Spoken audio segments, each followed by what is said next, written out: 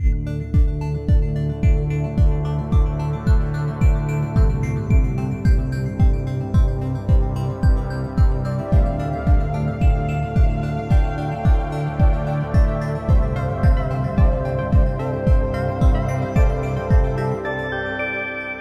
Kolkata, your daily dose of happiness.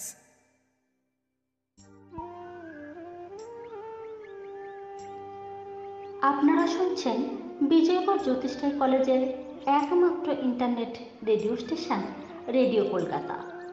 এখন radio কলকাতায় থাকছে কৃষি বিষয়ক অনুষ্ঠান চাষবাস। আজকে চাষবাস অনুষ্ঠানে আপনারা শুনবেন স্বনির্ভরতার লক্ষ্যে রঙিন পাখি পালন সম্বন্ধে। এ বিষয়ে বলবেন ডক্টর সুকান্ত বিশ্বাস, সহযোগী অধ্যাপক, প্রাণী চিকিৎসা সম্প্রসারণ শিক্ষা বিভাগ, পশ্চিমবঙ্গ প্রাণী ও মৎস্য বিজ্ঞান বিশ্ববিদ্যালয়, মোহনপুর, নদিয়া, পশ্চিমবঙ্গ। শুনবেন সুদীপ্ত শেখর পালের কণ্ঠে এ বিষয়ের উপর লেখা গান। তবলা সঙ্গতে সব্যসাচী পাল। অনুষ্ঠানটি সাক্ষাৎকার গ্রহণ ও উপস্থাপনায় আছেন পবিত্র কুমার মণ্ডল, সম্পাদনায় সুদক্ষিণা ঘোষাল, সম্প্রচার সহায়তায় রাজু সর্দার, অলঙ্করণ ও সঞ্চালনায় বেবি সর্দার।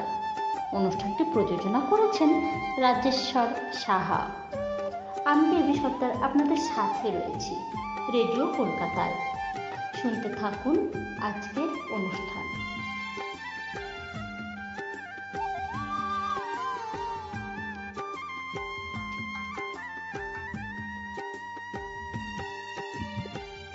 গ্রাম বাংলার সকল শ্রোতা বন্ধুকে অনেক অনেক শুভেচ্ছা ও ভালোবাসা জানিয়ে শুরু করছি আজকের অনুষ্ঠান।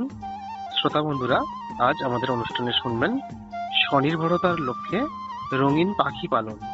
এ বিষয়ে আলোচনা করার জন্য বিশেষজ্ঞ হিসেবে আমাদের সাথে উপস্থিত রয়েছেন পশ্চিমবঙ্গ প্রাণী ও মৎস্য বিজ্ঞান বিশ্ববিদ্যালয়ের ডক্টর সুকান্ত বিশ্বাস, সহযোগী অধ্যাপক এখানকার। ডক্টর বিশ্বাস, আপনাকে আমাদের অনুষ্ঠানে স্বাগত জানাই। নমস্কার। নমস্কার শ্রোতা বন্ধুদের। হ্যাঁ, রঙিন বা পাহাড়ি পাখি, এই যে আমাদের দেখি অনেক আমাদের প্রাণী পালক বন্ধুরা শখে চাষ করছেন, তাই তো? ব্যাপারটা একটু বুঝিয়ে বলবেন ব্যাপারটা কিরকম? অবশ্যই। যে রঙিন বা বাহারি পাখি প্রতিপালন বলতে কি বোঝায় সেটা বলতে গেলে প্রথমেই যেটা বলা প্রয়োজন যে আমরা জানি যে বর্তমানে পরিবর্তনশীল আবহাওয়ার প্রেক্ষাপটে আমাদের কৃষিকাজে ক্ষতির সম্ভাবনা অনেক বেশি হচ্ছে। সেক্ষেত্রে কোনো বিকল্প আয়ের উৎস হিসাবে একজন কৃষক বা প্রাণী পালককে ক্ষতির হাত থেকে বাঁচাতে পারে আমাদের প্রাণী পালন। এবং প্রাণী পালন হলো সেরকমই একটি উপায় যা আমাদের গ্রাম বাংলার কৃষক ও প্রাণী পালকরা এর থেকে অতিরিক্ত উপার্জন খুব সহজেই করতে পারেন। কিন্তু এর পাশাপাশি আমরা যেহেতু জানি যে অধিকাংশ প্রাণী পালনেই প্রথমত দরকার খুব সুষম খাবার, যা সবসময় যেমন পাওয়া যায় না, আবার এর দামও অনেক বেশি, মানে খরচ সাপেক্ষ। এই প্রেক্ষাপটে রঙিন পাখির চাষ খুবই লাভজনক এবং এতে খাবারের খরচও খুব কম হয়। এবং বর্তমান সময়ের প্রেক্ষাপটে বিভিন্ন প্রকার রঙিন পাখি আমাদের গ্রাম বাংলায় যে প্রাচীন কাল থেকে সাধারণ মানুষরা প্রতিপালন করে থাকেন, যেমন লাভবার্ড, বদ্রি, ফিঞ্চ, ককটেল বা কাকাতুয়া, জাভা ইত্যাদি পাখি পালন বর্তমানে খুবই দিন দিন জনপ্রিয় হচ্ছে। যারা নতুন করে স্বনির্ভর উদ্যোগ নিয়ে কোনো ব্যবসা শুরু করতে চান, বিশেষ করে আমাদের গ্রাম বাংলার প্রাণী পালক হোক বা শিক্ষিত বেকার যুবক যুবতী হোক, তাদের ক্ষেত্রে কিন্তু এই রঙিন পাখি প্রতিপালন, আমি যেগুলো বললাম বদ্রি, লাভবার্ড, ফিঞ্চ জাতীয় পাখি পালন খুবই নিরাপদ এবং স্বল্প পুঁজিতে কিন্তু খুব স্বল্প সময়ের মধ্যে একটা স্বনির্ভরতা ও উপার্জনের দিশা অর্জন করে একটা দারুণ অভিজ্ঞতা সঞ্চয় করতে পারেন। আপনি বলছেন যে ব্যবসায়িক ভিত্তিতে প্রতিপালন করা যাবে এবং কিছু কিছু লাভেরও মুখ দেখতে পাবে, তাই তো? হ্যাঁ, অবশ্যই। সেটা কিভাবে করলে সেটা সম্ভব, এই পদ্ধতিগুলো একটু বলে দেন আমাদের। হ্যাঁ, আমরা যে কোনো প্রাণী পালন, বিশেষ করে যেহেতু আজকে আমরা পাখি পালনের কথা বলছি, তো সেই ব্যবসায়িক ভিত্তিতে পাখি পালন করতে গেলে তার যে বিভিন্ন দিক আছে, অর্থাৎ তার গৃহ ব্যবস্থা, তার খাবার দাবার বলতে সুষম খাবার কিভাবে দেওয়া প্রয়োজন, তার কিভাবে ডিম পারবে এবং সেই ডিম থেকে বাচ্চা পরিস্ফুটন হবে, তার বিভিন্ন চিকিৎসা ব্যবস্থা, এইগুলোর সম্বন্ধে কিন্তু একটা বিজ্ঞান ভিত্তিক সম্যক ধারণা প্রয়োজন ব্যবসায়িক ভিত্তিতে প্রাণী পালন বা পাখি পালন করতে গেলে। তাহলে স্বল্প খরচেও তো এটা করা যাবে, এবং এই যে আপনি বলছেন যে খাবারের ব্যাপারে তো একটু খরচ হয়, সেই সুষম খাবারটা কিভাবে তৈরি করলে একটু কম খরচে আমরা পালন করতে পারবো, কারণ খরচটা কমলেই আমাদের লাভটা বেশি থাকবে, তাই তো? ঠিক একদম ঠিক কথা বলেছেন। আমরা জানি যে কোনো প্রাণী পালন করতে গেলে, এবং পাখি পালন তো অবশ্যই তার মধ্যে অন্যতম, যে খাবারের খরচে প্রায় 70% ব্যয় হয়। তো সুতরাং ব্যবসায়িক ভিত্তিতে লাভজনক ভাবে এই রঙিন বা বাহারি পাখি প্রতিপালন করতে গেলে খাবারের খরচের দিকে একটু বিশেষ নজর দিতে হবে।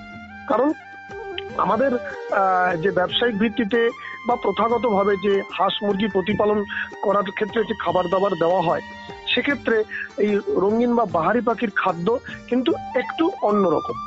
তো অথচ সেই রঙিন পাখি বা বাহারি পাখিকে যদি সুষম খাবার কম খরচে দিতে হয়, তাহলে আমরা যেটা জানি যে রঙিন পাখির অন্যতম প্রধান খাবার হচ্ছে ঘাসের দানা। তো ব্যবসায়িক ভিত্তিতে আমি যখন 40 থেকে 50 জোড়া পাখি প্রতিপালন করতে যাব, তখন আমাকে এই ঘাসের দানা, যেহেতু পাখির এটা মূল খাবার রঙিন পাখির, এই ঘাসের দানা একটা পরিমাণ মতো এবং নির্দিষ্ট পদ্ধতি দিতে হবে। সেটা কিরকম আমি যদি বলি, যেমন ধরুন যদি 100টি পাখি আমি পালন করি, তাহলে সারাদিনে তার 1 কেজি এই ঘাসের দানা পাখির প্রধান খাবার হিসেবে প্রয়োজন। এবং এই 1 কেজি খাবারকে আমাকে 100 পাখির জন্য দুটো আলাদা আলাদা পাত্রে 500 গ্রাম করে সারাদিনের জন্য খাবার দিতে হবে। কিন্তু শুধু তো ঘাসের দানা দিলে হবে না, এর পাশাপাশি রঙিন পাখির প্রধান খাবার হচ্ছে কাঁচা ছোলা, গম ভেজানো, সিদ্ধ গম ভেজানো, সেটাও এর সঙ্গে পাশাপাশি দিতে হবে। কারণ ঘাসের দানা খুব সহজলভ্য নয়, এর একটা নির্দিষ্ট দাম আছে। তো সেই জন্য খাবারের খরচ কমিয়ে আনার জন্য কাঁচা ছোলা ভিজিয়ে প্রতি 100 পাখির জন্য প্রতিদিন প্রায় 500 গ্রাম করে দিতে হবে।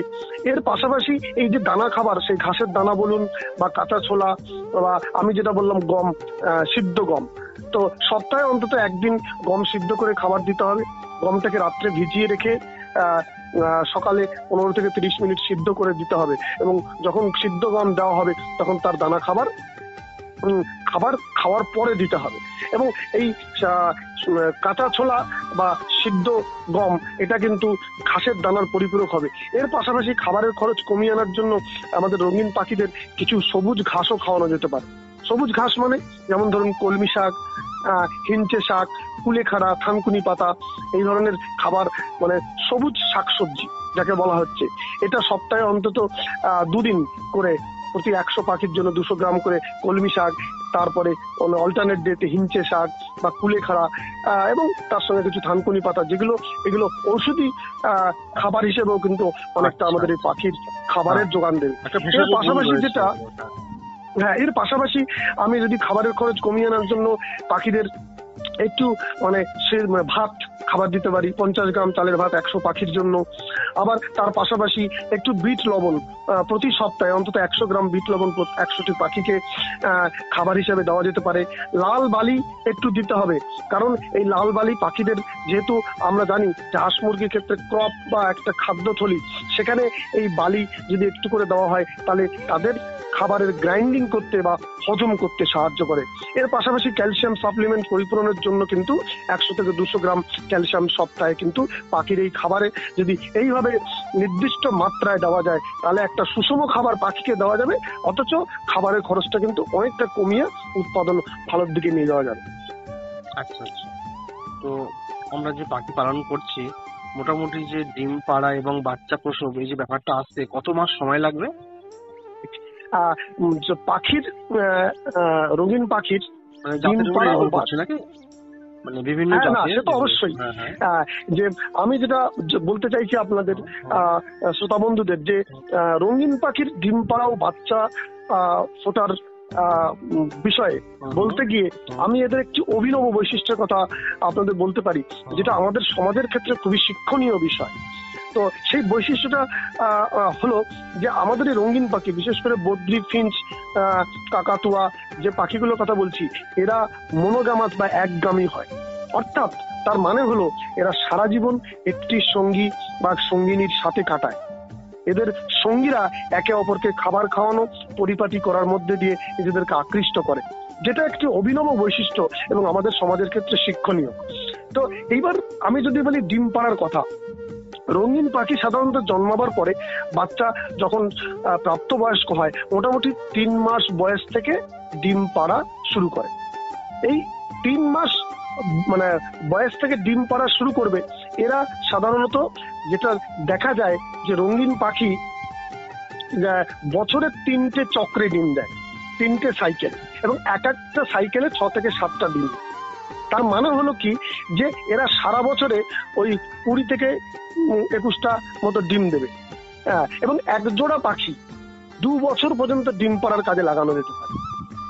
পাখিরা যখন 2 মাস বয়স হবে তখন পাখিদের ঘরে যেটা করতে হবে যে প্রতি জোড়া পাখির জন্য একটা করে মাটির ভাঁড় ঝুলিয়ে দিতে হবে, এবং এই ভাঁড়টা 1 ফুট অন্তর অন্তর ভাঁড়টা দিতে হবে, যেটা লম্বা ও চওড়ায় সব দিকে। ভাঁড়গুলোকে কাছাকাছি রাখা যাবে না, তাহলে সেক্ষেত্রে পাখিরা ঝগড়া করবে। এবং যেটা আরেকটা বিষয় যে সেটা হচ্ছে যে বৈশাখ জ্যৈষ্ঠ মাস, এই গরমকাল, এই আমরা যে এখন তীব্র গরম অনুভব করছি, এই সময় ভাঁড়গুলোকে নামিয়ে রাখতে হবে যাতে এরা ওই ভাঁড়ে ডিম না পারতে পারে, কারণ এই সময় পাখির বিশ্রাম দরকার। না হলে যদি এই সময় ভাঁড়গুলোকে ঝুলিয়ে রাখা যায় পাখির ডিম পাড়ার জন্য, তাহলে বাচ্চা পুষ্ট বাচ্চা হবে না। তো এই যে ভাঁড়গুলোতে পাখিরা ডিম পাড়ে, এবং দেখা যায় যে পাখিরা, রঙিন পাখি একদিন অন্তর অন্তর প্রতি 2 দিনে একটি করে ডিম পাড়ে। ফলে দেখা যাবে যখন ডিম ফুটে বাচ্চা বেরোয়, সব বাচ্চার বয়স কিন্তু একরকম হয় না। সাধারণত যে একটা চক্রে যে 6 থেকে 7টা ডিম দিচ্ছে, তাদের মধ্যে কিন্তু 10 থেকে 15 দিনের একটা ডিফারেন্স থাকে। পাখির বাচ্চা যখন পরিস্ফুট হয়, যখন বাচ্চা ফুটে বেরোয়, তখন 10 দিন পর্যন্ত কিন্তু এদের খুব বিশেষ যত্ন করা দরকার হয়, কারণ এরা প্রথম দিকে অন্ধ থাকে। এই অবস্থায় কি হয়, এই সময় মা বাচ্চাদের খাবার খাওয়ায় এবং বাচ্চাদের শরীর গরম রাখে। 10 দিন পরে এদের চোখ ফোটে, এবং তারপরে মোটামুটি দেখা যাবে 3 সপ্তাহ বাদে পাখির গায়ে লোম আসে, এবং তারপর থেকে তারা নিজেরা খুঁটে খেতে শেখে। এবং পাখির সাধারণত ডিম থেকে তা দিয়ে বাচ্চা ফোটাতে দেখা যায় যে 20 থেকে 21 দিন সময় লাগে। এবং আমি যে প্রথমে অভিনব বৈশিষ্ট্যের কথা বললাম, সেটা মানে এত এটা লক্ষণীয় বিষয় যে এখানে তো আমাদের হাঁস মুরগির মতো রঙিন পাখিদের ক্ষেত্রে স্ত্রী পাখিরা কিন্তু তা দিয়ে ডিম ফোটায়, এবং এই যখন তারা মানে তা দিয়ে ডিম ফোটায় তখন পুরুষ পাখি এরা কিন্তু স্ত্রী পাখির জন্য খাবার নিয়ে আসে, নিজে খায় এবং স্ত্রী পাখির মুখে সেই খাবারটা খাওয়ায়। তো সেজন্য রঙিন পাখির কিন্তু এই যে একগামী স্বভাব, এটা কিন্তু সত্যি আমাদের সমাজের ক্ষেত্রে এবং পুরো খুবই একটা শিক্ষণীয় বিষয়, যেটা কিন্তু ওদের ডিম পাড়া ও বাচ্চা পরিস্ফুটনের ক্ষেত্রে একটা উল্লেখযোগ্য ভূমিকা পালন করে। আচ্ছা আচ্ছা, তাহলে এই সময় পাখির খাঁচাটাকে কেমন ভাবে লক্ষ্য রাখবো, এবং সাধারণ যে সমস্ত রোগ শোক গুলো হয় সেগুলো ব্যাপারে একটু আমাদের সাবধান হতে হবে, তো সেগুলো কেমন ভাবে খেয়াল রাখবো যদি একটু বলো। আমি এই প্রসঙ্গে মানে খাঁচার বিষয়টা বলার আগে আমার মনে হয় যে আমরা যে বিষয়টা একটু বলা দরকার, যে রঙিন পাখি ব্যবসায়িক ভিত্তিতে প্রতিপালন করতে গেলে তার ঘর বাড়িটা কিরকম হয় সেটা আমাদের একটু জেনে নেওয়া উচিত। তো সেটা আমরা যেটা ঘর বাড়ি সম্বন্ধে বলতে গেলে আমাদের যেটা বলা উচিত, যে যেহেতু আমরা প্রাচীন কাল থেকেই আমাদের সমাজে মানুষেরা গ্রাম তথা শহরাঞ্চলে রঙিন পাখি কিন্তু খাঁচায় প্রতিপালনই আমরা দেখে আসছি, এবং এই খাঁচায় দেখা যাবে 2-4টি করে পাখি আমাদের মানুষেরা তাদের শখের জন্য পালন করে। কিন্তু যখন ব্যবসায়িক ভিত্তিতে প্রতিপালন করব তখন কিন্তু পাখির ঘরটা মানে একটু আলাদা হবে, যেটা স্বাস্থ্যসম্মত এবং কম খরচে দেওয়া যাবে। কারণ আমি যখন ব্যবসায়িক ভিত্তিতে প্রতিপালন করব তখন তো নিশ্চয়ই আমি 2-4টে পাখি পালন করলে আমার সেটা একটা লাভজনক জায়গা তৈরি হবে না।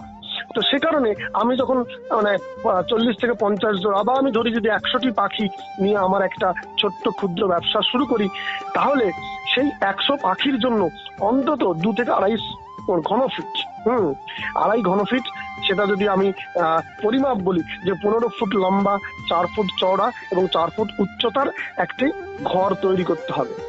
এই ঘরটি 4 ফুট উচ্চতার ঘরের চারপাশে তার জালি দিয়ে ঘিরে দিতে হবে এবং এই তার জালি এর চারিদিকে যে চটের বস্তা দিয়ে, চটের ঝাঁপ দিয়ে ঢেকে দিতে হবে, যাতে এই প্রচন্ড গরমে বা শীত বর্ষাকালে যেন বর্ষার জল শীতের সময় যেন উত্তরের হাওয়া না ঢোকে, আবার গরমের সময় যাতে হাওয়া বাতাস আমি চটের ঝাপটা তুলে তাপ না লাগে। তো সেক্ষেত্রে আমার এই ঘরের যেটা উপরে আমি খড়ের ছাউনি দিলে বা অ্যাসবেস্টাস বা টালি দিলে পরে ঘরটি ঠান্ডা থাকবে। আবার মেঝেতে, যেমন এই মেঝেতে কিন্তু সিমেন্টিং করা চলবে না, কিন্তু ইট বিছিয়ে দিয়ে আমাকে একটু মানে সেই ইটের ফাঁকাগুলো বন্ধ করে দিতে হবে। কারণ মেঝে যদি মাটির হয় তাহলে আবার এই রঙিন বা বাহারি পাখিগুলো মাটি খুঁড়ে কিন্তু মেঝেকে আলগা করে দেবে, যেটা আবার সেটা স্বাস্থ্যসম্মত হবে না। কিন্তু অনেক সময় দেখা যায় যে আমি যদি এইভাবে একজন পাখি পালক যদি এইরকম ঘর না দিতে পারে, গ্রাম বাংলায় দেখবেন যে প্রত্যেকের বাড়িতেই যে দেশি হাঁস মুরগি পালন করা হয়, তাহলে সেক্ষেত্রে আলাদা করে জায়গা না দিতে পারলেও এই দেশি হাঁস মুরগির ঘরের উপরে ঠিক এইরকম পরিমাপের ঘর কিন্তু দোতলার মতো করে কিন্তু পাখি কিন্তু অনায়াসে একটা ব্যবসায়িক ভিত্তিতে পালন করা যায়। তো ঘরবাড়ির সম্বন্ধে এইটা একটা পালনীয় বিষয় যে স্বাস্থ্যসম্মত ঘরবাড়ি কম খরচে দেওয়া যায়। এর পাশাপাশি আপনি যে প্রশ্নটি করেছিলেন যে রঙিন পাখির খাঁচার পর্যবেক্ষণ এবং প্রাথমিক রোগ সংক্রমণ প্রতিরোধে কি ব্যবস্থা নেওয়া উচিত, অবশ্যই এটা একটা গুরুত্বপূর্ণ বিষয় রঙিন পাখি প্রতিপালনে। কারণ যদি ব্যবসায়িক ভিত্তিতেও অনেক সময় খাঁচায় যদি আমার সেই পাখি প্রতি 2 থেকে 2.5 ঘনফুট জায়গা দিয়ে আমি যদি খাঁচাটাকেও বড় করে শহরাঞ্চলে যেখানে জায়গার মানে অপতুলতা আছে সেখানেও কিন্তু আমি অনায়াসে কিন্তু এরকম 50 জোড়া কি 60 জোড়া পাখি অনায়াসে পালন করতে পারি। কিন্তু সেক্ষেত্রে যেটা হচ্ছে যে খাঁচার পরীক্ষা নিয়মিত করা কিন্তু একান্ত কর্তব্য। কারণ খাঁচার মধ্যে যখন পাখি থাকবে তখন খাঁচার মধ্যেই যখন সে পাখি মলমূত্র ত্যাগ করে, সেই কারণে প্রতিনিয়ত যে একটা চিকিৎসকের দ্বারা বা যারা অভিজ্ঞ লোক তাদের দ্বারা খাঁচার যে প্রতিনিয়ত খাঁচার মধ্যেকার যে পৃষ্ঠা পাখির সেটা পরীক্ষা করা এবং লক্ষ্য করা আবশ্যক। কারণ পাখির মলমূত্র কিন্তু পাখির সুস্বাস্থ্যের পরিচয়। তো সেটা কিরকম, যে যেমন আমি যদি প্রতিদিন পাখির সকালবেলায় পাখির বিষ্ঠা বা বর্জ্য পদার্থ পর্যবেক্ষণ করি, তাহলে পাখির বজ্র সাধারণত মানে নর্মাল স্বাভাবিকভাবে ঘন রঙের মাঝের অংশ হয় এবং আশেপাশে ছাই রঙের হয়। যদি পাখির কোনো পেটের গন্ডগোল হয় তাহলে দেখা যাবে যে পাখির সেই মাঝের অংশ একটু পাতলা হয়ে যায়। আবার যদি কোষ্ঠকাঠিন্য বা পাখির মানে কোষ্ঠকাঠিন্য হয় তাহলে মাঝের অংশ কিন্তু একটু শক্ত হয়ে যায়। আবার এই পাখির মলমূত্র যদি মাঝের ঘন রঙের অংশ দেখতে না পাওয়া যায় তাহলে সেটা কৃমির সংক্রমণের লক্ষণ দেখা যায়। বা অনেক সময় দেখা যায় যে পাখির ডিম আটকে যায় জরায়ুতে, অর্থাৎ যেখান দিয়ে সে ডিমটা বেরোয়। তো সেজন্য এক্ষেত্রে এই সংক্রমণটি কৃমিজনিত সংক্রমণ না ডিম আটকে যাওয়া, সেইটা যদি মল থেকে পর্যবেক্ষণ করা যায় বা পাখির যদি স্বাভাবিক লক্ষণ চলাফেরা লক্ষ্য করা রাখা যায় তাহলে কিন্তু সহজেই বোঝা যায়। কারণ যদি কৃমিজনিত কারণে পাখি অসুস্থ হয় তাহলে দেখা যাবে পাখি রোগা হয়ে যাবে কিন্তু খুব খাওয়া দাওয়া করবে। আবার যদি ডিম আটকে যায় তবে পাখি অসুস্থ হয়ে যাবে কিন্তু খাওয়া দাওয়া বন্ধ করবে। সেই জন্য পাখির নিয়মিত খাঁচার পরীক্ষা এবং তার যে প্রাথমিক পর্যবেক্ষণ পাখির, সেটা কিন্তু খুবই আবশ্যিক তার প্রাথমিক রোগ সংক্রমণ প্রতিরোধের জন্য। অবশ্যই। এখন শুনবেন সুদীপ্ত শেখর পালের কণ্ঠে এ বিষয়ের উপর লেখা গান। তবলা সঙ্গতে সব্যসাচী পাল। পাখির আহার বলি যদি বোঝায় অল্প খাবার, পাখি পালনে লাভ করতে আছে অনেক ভাবার।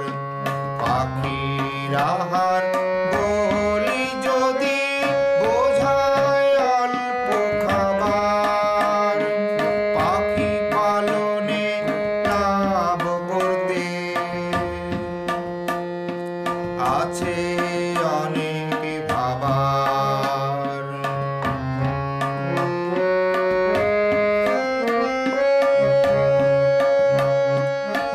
ঘাসের দানা কুসুম বীজ সঙ্গে সূর্যমুখী, সহজ ভাবে এসব খাদ্যে সব পাখিরই রুচি।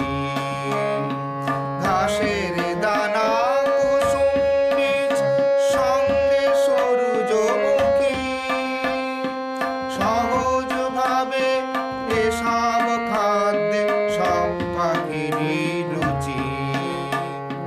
কিন্তু দেখো আছে আরো অনেক কিছু ভাবার। পাখির আহার বলি যদি,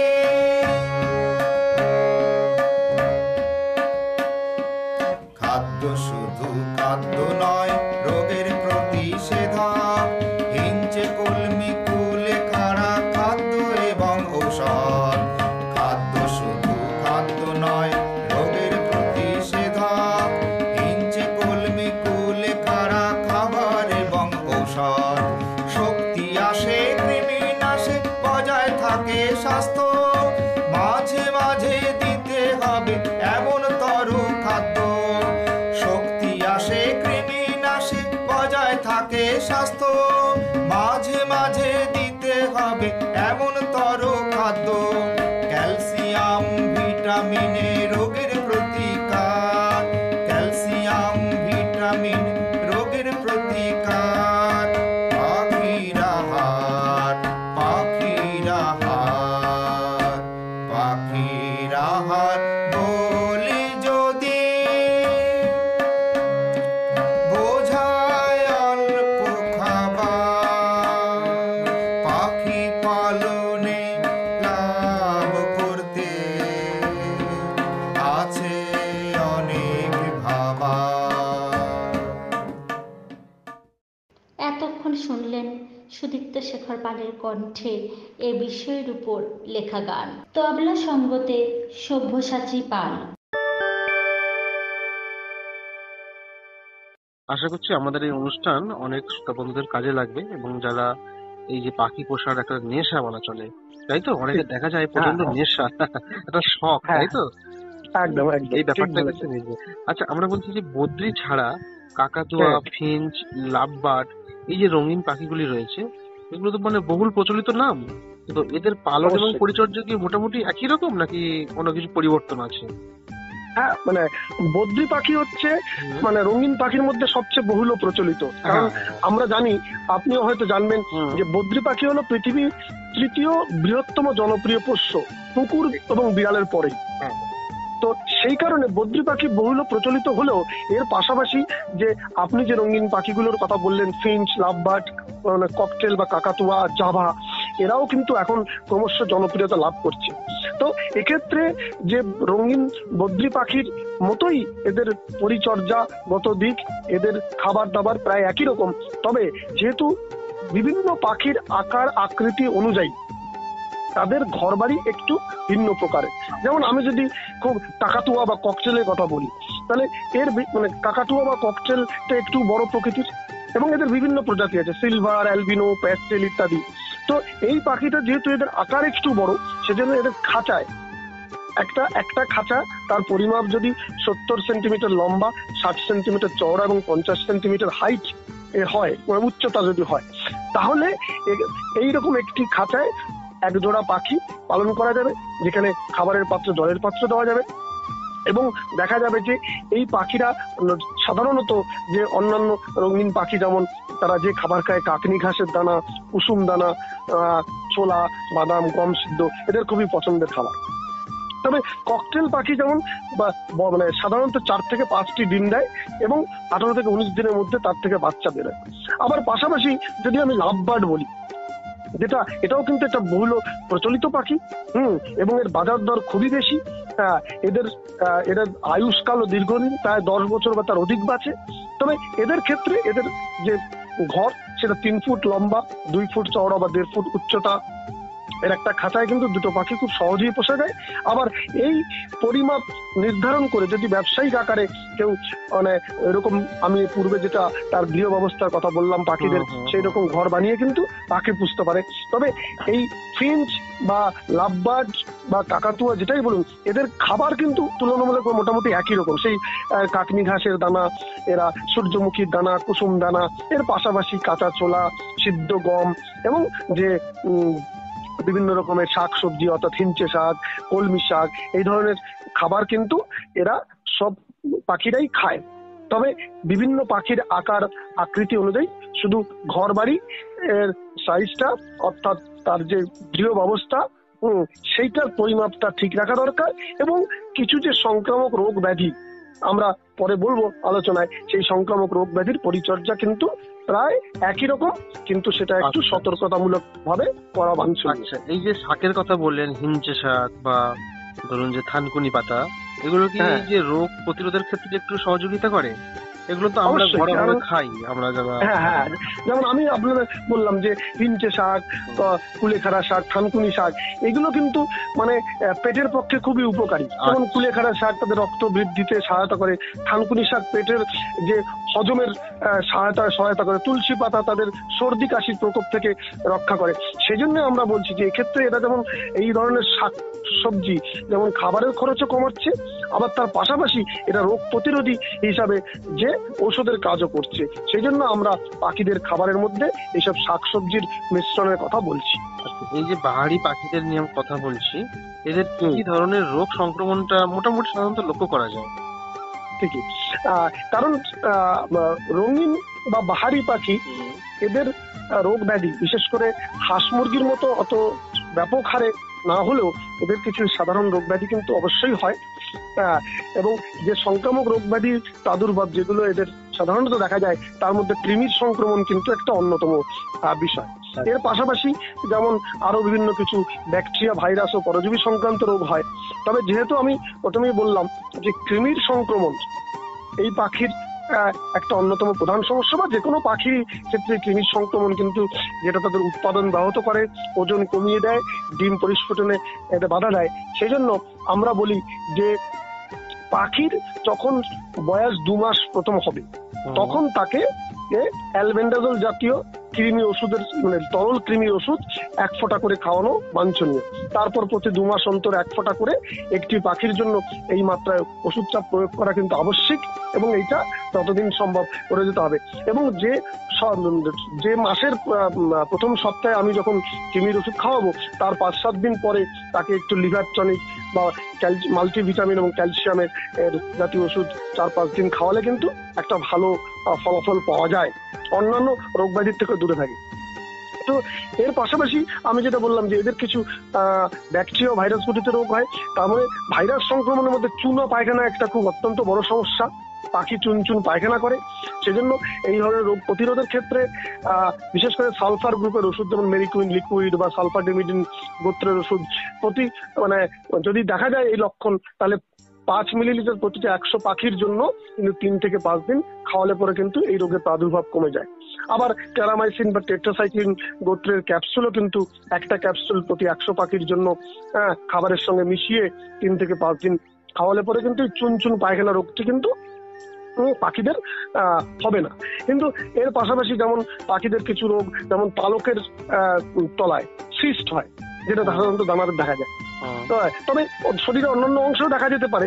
সাধারণত এটা জিনগঠিত বা লোমকূপে অনেক সময় পাখিদের মারামারি করার জন্য আঘাত লেগে গেলে কিন্তু এই পালকের সিস্ট হয়, এবং ঠিকভাবে যদি সিস্ট বাদ না দেওয়া যায় তাহলে কিন্তু বারবার হতে থাকে। এর পাশাপাশি যেমন অনেক সময় পাখিরা মারামারি করে তাদের নিজেদের মুখের চারিদিকে এবং মাথার উপরে চামড়ার নিচে ক্ষত বিক্ষত হয়। সেক্ষেত্রে আমরা বলি যে যদি ওই বড় ঘা হয়ে যায় তাহলে সেটাকে যদি সেলাই করা সম্ভব হয় তাহলে সেলাই করে দেওয়া, অথবা কোনো অ্যান্টিবায়োটিক মলম দিয়ে তার চিকিৎসা করে ঘাটাকে সারিয়ে দেওয়াই কিন্তু বাঞ্ছনীয়।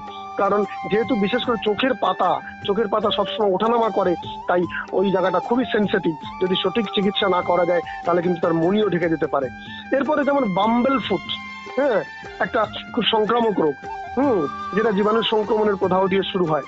এবং যত সময় যাবে তার চামড়া পাতলা হয়ে যায়, মানে পায়ের তলার দিকে কোষগুলো প্রায় মরে যায় এবং সংক্রমণ কিন্তু আস্তে আস্তে পায়ের উপর দিকে উঠতে থাকে। এটা সাধারণত যেটা হয় কি, অনেক সময় যে পাখির খাঁচার মধ্যে যে দাঁড় দেওয়া হয়, সেই ভুল দাঁড় দেওয়ার জন্য এটা হতে পারে। তাই এক্ষেত্রে কিন্তু সঠিকভাবে পর্যবেক্ষণ করে যে কোনো অ্যান্টিবায়োটিক, আমি যেগুলো বললাম যে টেট্রাসাইক্লিন, টেরামাইসিন বা স্ট্রেপ্টোমাইসিন গোত্রের অ্যান্টিবায়োটিক 3 থেকে 5 দিন কিন্তু পাখিকে খাওয়ানো কিন্তু একান্ত দরকার। এর পাশাপাশি কিছু আঁশযুক্ত মুখ ও পায়ের মতো একটা অবস্থা দেখা যায়, যেটা সাধারণত পরজীবীর সংক্রমণে হয়। হ্যাঁ, এবং এই আঁশ তৈরি হয় এবং এর ফলে দেখা যায় যে ঠোঁটে ছোট ছোট ফুটো হয়ে যায়, যেটা সাধারণত বললাম যে কৃমি জাতীয় পরজীবীর সংক্রমণ এটা হয়। এবং এক্ষেত্রে আইভারমেকটিন গোত্রের একটি বিশেষ ওষুধ আছে, যেটা দিয়ে কিন্তু পাখিদের চিকিৎসা করতে হয় এবং ডেটল ব্যবহার করে পরিষ্কার করলে কিন্তু এই রোগগুলো সেরে যায়। এর পাশাপাশি আর একটা আমি রোগের কথা বলবো, যেটা হচ্ছে ডিম আটকে যাওয়া। এটা কিন্তু রঙিন পাখির একটা অন্যতম প্রধান সমস্যা। তো সেক্ষেত্রে যদি এইরকম কোনো লক্ষণ পাখির দেখা যায় যে ডিম আটকে যায়, তাহলে তখন যেটা করা দরকার, একটা সরু সূচ দিয়ে ডিমের ভেতরের অংশ ওই জরায়ুর ওখান থেকে বার করে নেওয়ার চেষ্টা করতে হবে এবং ওই ভেতরের যে অ্যালবুমিন অংশটা সেটা বের করে দিলে তখন শুধু খোলস পড়ে থাকবে। এবং তারপরে সেই তার মুখ দিয়ে যদি 2-3 দিন ক্যালসিয়াম খাওয়ানো যায়, তাহলে কিন্তু খোলসটা বেরিয়ে যাবে। অনেক সময় দেখা যায় যে ডিম মানে আটকে থেকে জরায়ুটা বেরিয়ে আসছে, তো সেক্ষেত্রে কি হয়, অল্প গরম সেক দিলে ওই জরায়ুর দ্বারে তাহলে কিন্তু ভালো উপকার পাওয়া যায় এবং অনেক সময় ডিম বেরিয়ে আসে।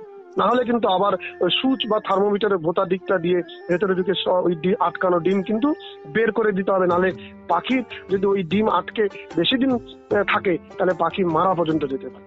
তো সুতরাং আমরা যেটা বলবো যে এই যে ধরনের কিছু কিছু আমি বললাম সংক্রামক অসংক্রামক রোগ যেটা আমাদের রঙিন পাখির দেখা যায়, এর চিকিৎসা করা নিয়মিত কিন্তু আবশ্যক। এর পাশাপাশি এই যে গরম চলছে এখন, হিট ওয়েভ, এই সময় পাখিদের একটু মানে রেগুলার জল খাওয়ানো, অর্থাৎ সেই জলের সঙ্গে যদি 5 গ্রাম ইলেকট্রোলাইট পাউডার প্রতি 100 পাখির জন্য প্রতিদিন দেওয়া যায়, এবং যদি ইলেকট্রোলাইট পাউডার নাও দেওয়া যায়, সেক্ষেত্রে গুড় বাতাসার জল দিলেও কিন্তু শরীর ঠান্ডা থাকে এবং পাখিদের কিন্তু হিট স্ট্রোক বা হিট ওয়েভের যে সমস্যা, এটার থেকে কিন্তু তাদের খুব রক্ষা করা যায় ভালোভাবে। আমরা তো অনেকটা আলোচনা এগিয়ে গেছি, তো এবারে একটু লাভ লোকসানের কথায় আসবো। মানে আমি বলতে চাইছি যে কিভাবে করলে একজন প্রাণী পালক পাখিটা যখন পালন করবেন তার কিছুটা লাভ হবে। হ্যাঁ, আজকে যে বিষয় রেখেছি না, স্বনির্ভর যে উদ্যোগ, এই ব্যাপারটা নিয়ে একটু বলবেন। অবশ্যই, কারণ আমরা যেহেতু আমাদের স্বনির্ভরতা কথাও বলবেন, কিভাবে বিদেশে রপ্তানি করতে পারবো এবং সেখানে গিয়ে প্রশিক্ষণ নিতে পারবো আমরা। হ্যাঁ, ঠিক, অবশ্যই। তো আমরা যেটা আমাদের আজকের বিষয় যেহেতু স্বনির্ভরতার লক্ষ্যে রঙিন বা বাহারি পাখি প্রতিপালন, অতএব স্বনির্ভরতা বলতেই আমাদের একটা আয় ব্যয়ের হিসাব বা লাভ ক্ষতির হিসাব তো আমাদের অবশ্যই দিতে হবে। তো আমরা যেহেতু আমাদের কথার শুরু থেকেই বলেছিলাম যে ব্যবসায়িক ভিত্তিতে প্রতিপালন করলে পরে আমাকে অন্তত 40 থেকে 50 জোড়া মানে 80 থেকে 100টা পাখি, সেটা আমি যে ধরনের রঙিন পাখি পালন করি না কেন সেটা নিয়েই আমাকে কিন্তু শুরু করতে হবে। এবং এক্ষেত্রে একটি 100 জোড়া পাখি নিয়ে যদি আমার ব্যবসা বা আমার স্বনির্ভর উদ্যোগ আমি শুরু করি, তাহলে ব্যবসার দুটো দিক থাকে। একটা হচ্ছে মানে মূল দুটো খরচ, অর্থাৎ স্থায়ী মূলধনের খরচ, আর একটা অস্থায়ী মূলধন খরচ, অর্থাৎ ফিক্সড কস্ট এবং রেকারিং কস্ট। এবারে স্থায়ী মূলধনের মধ্যে আমার পাখির ঘর তৈরি করা, তার বাসনপত্র, অন্যান্য খরচ, এবং অস্থায়ী মূলধন বা রেকারিং এক্সপেন্ডিচারের মধ্যে পাখি কেনার খরচ, তার খাবার যে বিষয়গুলো আমরা বললাম, তার ওষুধপত্র ইত্যাদি আনুষঙ্গিক বিষয়গুলো নিয়েই কিন্তু সমস্ত খরচের হিসাব করা হয়। তো আমরা সেই কারণেই যদি 100টি পাখির এই সামগ্রিক খরচ এবং তার উপার্জনের দিকটা, তার বাচ্চা বিক্রি করে যে উপার্জন আমাদের কাছে আসবে, সেটা হিসাব করলে দেখা যায় যে আমার 50 জোড়া পাখি পালন করলে 1 বছরে মোটামুটি 12,000 টাকা প্রতি 20 জোড়া পাখি হিসাবে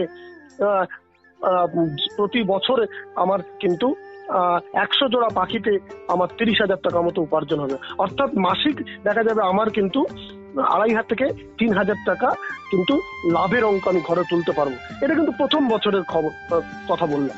এরপরে দ্বিতীয় বছর থেকে লাভের অঙ্কটা আরেকটু বাড়বে। কারণ কি, দ্বিতীয় বছরে কিন্তু আমার এই স্থায়ী মূলধন মানে ঘর তৈরির খরচ, বাসনপত্রের খরচ এবং আরো আনুষঙ্গিক যে স্থায়ী খরচ এগুলো কিন্তু প্রয়োজন নেই। তো সেক্ষেত্রে দেখা যাবে যে আমি যদি 100 জোড়া পাখি পালন করি, তাহলে আমার দ্বিতীয় বছর থেকে কিন্তু এই যে আমি মাসিক যে 2,500 থেকে 3,000 টাকা উপার্জনের কথা বললাম, এটা কিন্তু 4,000 থেকে 5,000 টাকা মাসিক উপার্জনের পর্যন্ত কিন্তু আমি পেতে পারি।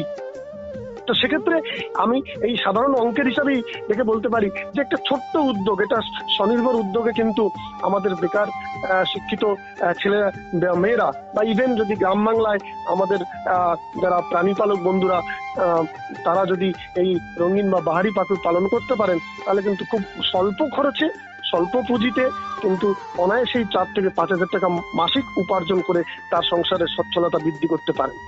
এবার দ্বিতীয় বিষয় আপনি যেটা বললেন যে বৈদেশিক রপ্তানি, তো আমরা এখানে যে পাখিগুলোর কথা বলেছি, বদ্রি, ফিঞ্চ, কাকাতুয়া, জাভা, এগুলো কিন্তু এই ধরনের পাখি কিন্তু আমাদের প্রতিপালনের কিন্তু প্রতিপালনের জন্য কিন্তু যোগ্য।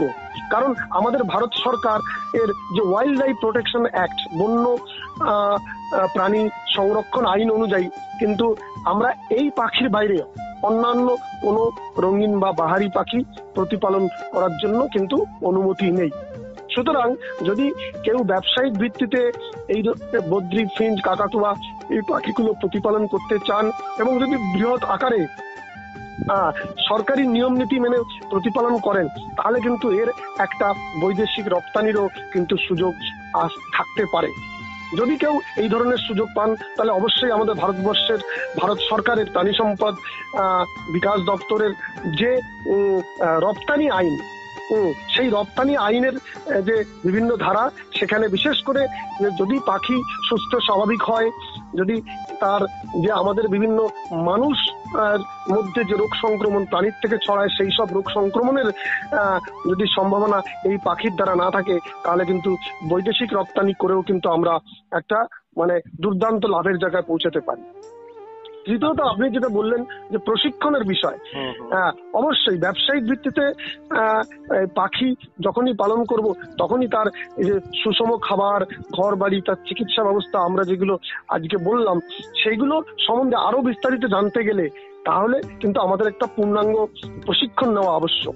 এবং আমি আমার শ্রোতা বন্ধুদের বলবো যে যদি কেউ উৎসাহী হন, তাহলে আপনি আপনার জেলার যে প্রত্যেকটি জেলায় ভারত সরকারের ভারতীয় কৃষি অনুসন্ধান পর্ষদের কৃষি বিজ্ঞান কেন্দ্র আছে, সেই কৃষি বিজ্ঞান কেন্দ্রে প্রাণী বিশেষজ্ঞ থাকেন। আবার আমাদের ব্লকের যে প্রাণী স্বাস্থ্য কেন্দ্র আছে, সেখানেও আপনারা যোগাযোগ করতে পারেন প্রাণী স্বাস্থ্য আধিকারিকের সঙ্গে। তারা কিন্তু আপনার উৎসাহ উদ্দীপনার জন্য কিন্তু এই বিষয়ে একটা বিস্তারিত প্রশিক্ষণ কিন্তু আপনাকে দিতে পারেন যে কিভাবে আপনি স্বনির্ভরতার লক্ষ্যে রঙিন পাখি পালন করবেন। এছাড়াও যদি আপনারা উৎসাহী হন, তাহলে আমাদের পশ্চিমবঙ্গ প্রাণী ও মৎস্য বিজ্ঞান বিশ্ববিদ্যালয়, অর্থাৎ আমি যে বিশ্ববিদ্যালয়ের আজকে প্রতিনিধিত্ব করছি, সেখানে আমাদের একটি স্বতন্ত্র সম্প্রসারণ শিক্ষা ও খামার অধিকরণ দপ্তর আছে। সেখানে এসে আপনারা যোগাযোগ করলে কিন্তু আমাদের বিশেষজ্ঞের কাছ থেকে আপনারা প্রশিক্ষণ পরামর্শ খুব সহজেই এবং বিনামূল্যেই পেতে পারেন, পেয়ে আপনারা একটা স্বনির্ভরতার লক্ষ্যে পৌঁছে যেতে পারেন। তাহলে আমরা আজকে অনুষ্ঠানে আলোচনা করার চেষ্টা করলাম স্বনির্ভরতার লক্ষ্যে রঙিন পাখি পালন। আর এই বিষয়ে আলোচনা করছিলেন পশ্চিমবঙ্গ প্রাণী ও মৎস্য বিজ্ঞান বিশ্ববিদ্যালয়ের সহযোগী অধ্যাপক ডক্টর সুকান্ত বিশ্বাস। ডক্টর বিশ্বাস, আপনাকে আমাদের অনুষ্ঠানে নমস্কার জানাই এতক্ষণ থাকার জন্য। নমস্কার আমার শ্রোতা বন্ধুদের এবং রেডিও কলকাতার সমস্ত কার্যকর্তা এবং সবাইকে নমস্কার। গ্রাম বাংলার সকল শ্রোতা বন্ধুকে অনেক অনেক শুভেচ্ছা ও ভালোবাসা জানিয়ে শেষ করছি আজকের অনুষ্ঠান।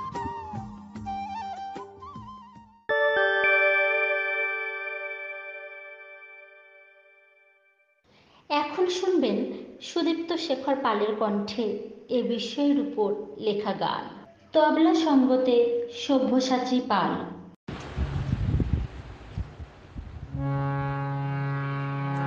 পাখি থাকে গাছে ওড়ে মুক্ত বাতাসে, পাখি থাকে গাছে ওড়ে মুক্ত বাতাসে,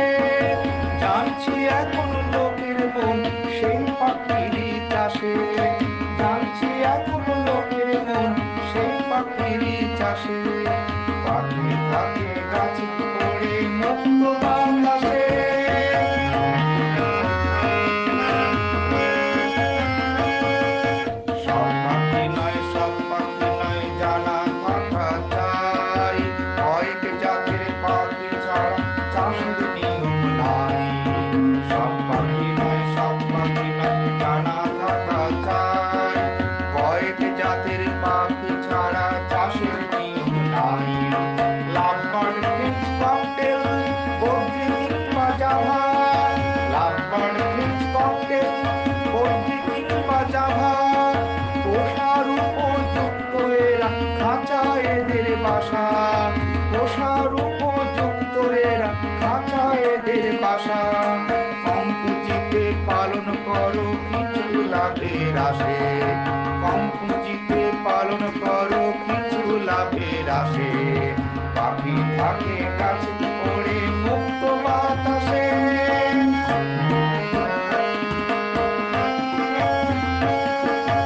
ইটের মেঝে টিনের চাল শীত গ্রীষ্মে পর্দা, ইটের মেঝে টিনের চাল শীত গ্রীষ্মে পর্দা। শস্য কণা তৈল বীজ শাকসবজি খাওয়া, শস্য কণা তৈল বীজ শাকসবজি খাওয়া। রোগ ব্যাধির মোকাবিলা অল্প ওষুধে, রোগ ব্যাধির মোকাবিলা অল্প ওষুধে। পাখি থাকে গাছে ওড়ে মুক্ত বাতাসে, যাচ্ছি এমন লোকের মন সেই পাখিরই চাষে। পাখি থাকে গাছে ওড়ে মুক্ত বাতাসে। এতক্ষণ শুনলেন সুদীপ্ত শেখর পালের কণ্ঠে এ বিষয়ের উপর লেখা গান। তবলা সঙ্গতে সব্যসাচী পাল।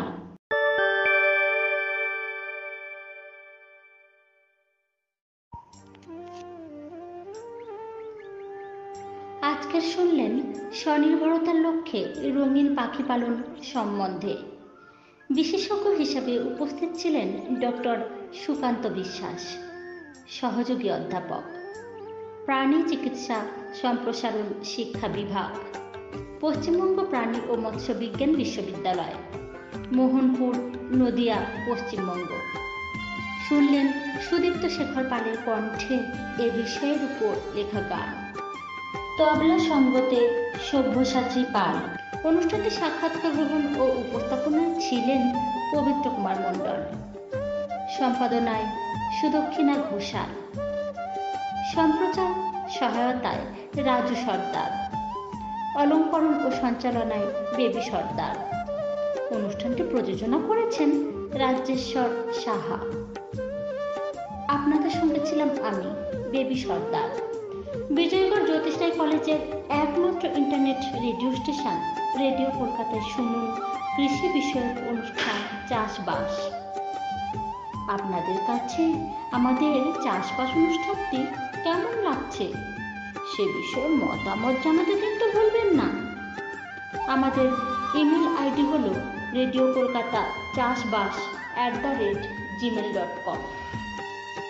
আজকের অনুষ্ঠানটি শুনতে রেডিও কলকাতা অ্যাপ ডাউনলোড করুন অথবা radiokolkata.org ক্লিক করে আমাদের ওয়েবসাইট ভিজিট করুন ও লাইক নাও বাটন ক্লিক করুন। আবারও আগামীকাল হাজির হব আমরা নতুন অনুষ্ঠান নিয়ে। সকলে ভালো থাকুন, সুস্থ থাকুন আর শুনতে থাকুন রেডিও কলকাতা।